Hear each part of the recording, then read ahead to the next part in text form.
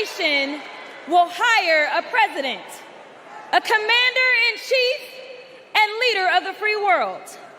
So let's compare their resumes, shall we?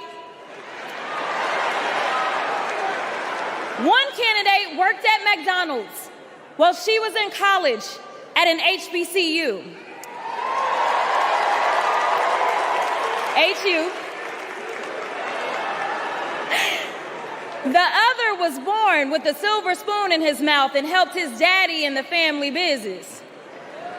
Housing discrimination, that is. She became a career prosecutor while he became a career criminal. With 34 felonies, 2 impeachments, and 1 porn star to prove it.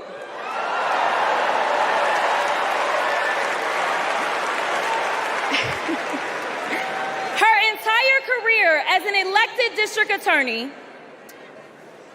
attorney general, and senator, she's always worked for one client, the people.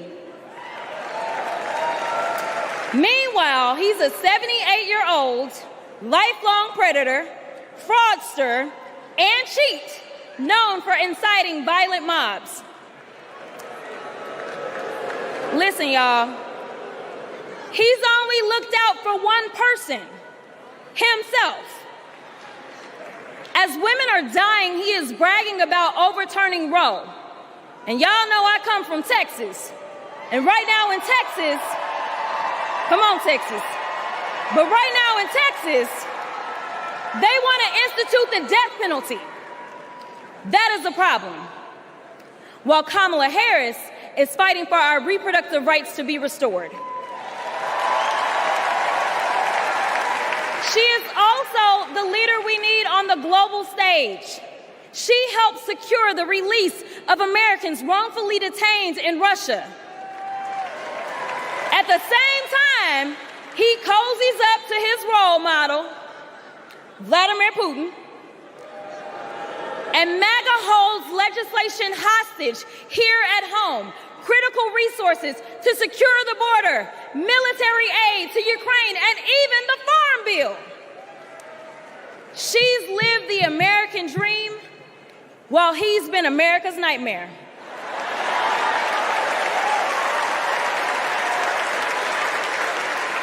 America, looking at the 2 choices before you, who would you hire? Donald Trump or Kamala Harris?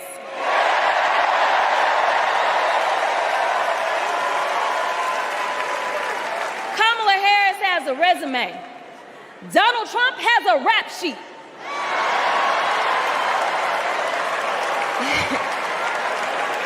She presides over the Senate while he keeps our national secrets next to his thinking chair. Y'all know what I said that other time. In Mar-a-Lago. Well, Donald Trump wants to put our 1787 Constitution through his Project 2025 paper shredder and make every day January 6th. Kamala Harris is fighting to fulfill the promise of America. In the real world, this wouldn't even be close. But this election is. Don't make a mistake. We are the underdogs in this fight, even though there is only one person qualified, only one person who's done the work and who has delivered the results. And she needs you. She needs your one vote this November. Can we count on you?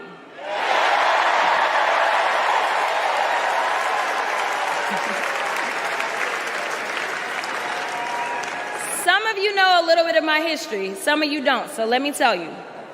I was a public defender.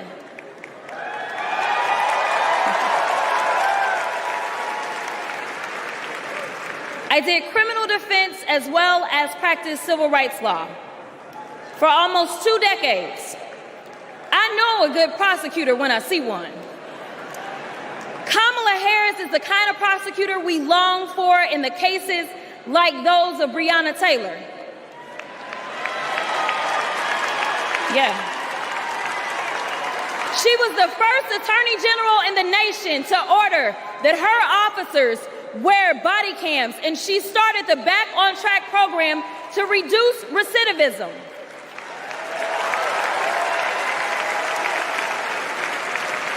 Listen, y'all, she did all these things because she genuinely cares about people.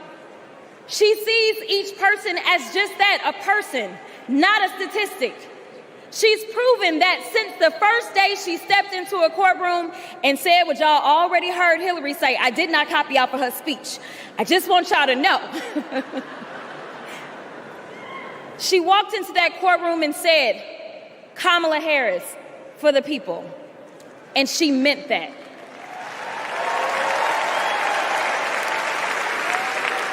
Many of you know her credentials. But what I love about Kamala Harris goes beyond her resume, is that she sees the humanity in everyone. She's the only candidate in this race who is capable of empathy. When I first got to Congress, I wasn't sure I made the right decision. The Chaos Caucus couldn't elect a speaker, and the Oversight Committee was unhinged. I was going through all of this when I visited the Vice President's residence for the first time. As I approached Vice President Harris for our official photo, she turned to me and asked, "What's wrong?" Mind you, we'd never met, but she saw right through me. She saw the distress. I immediately began crying.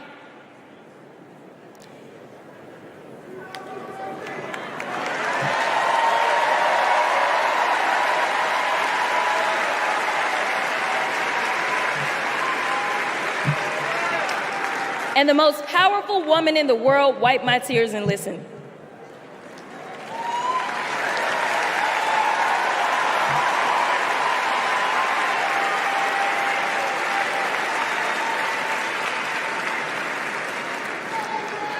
It's so hard for me to tell this story.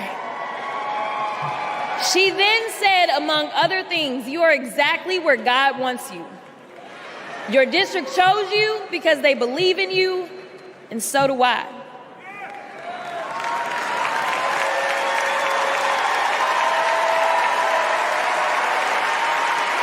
I'm gonna stop. Okay. The next month, I went viral for the first of many times to come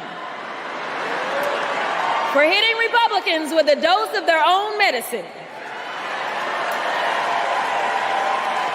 That brief but impactful interaction gave me my legislative legs, and I've been running ever since.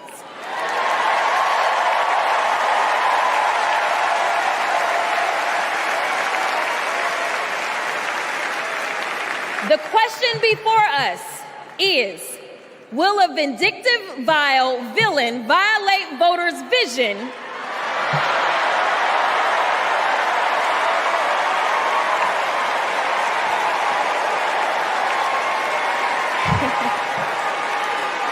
for a better America or not?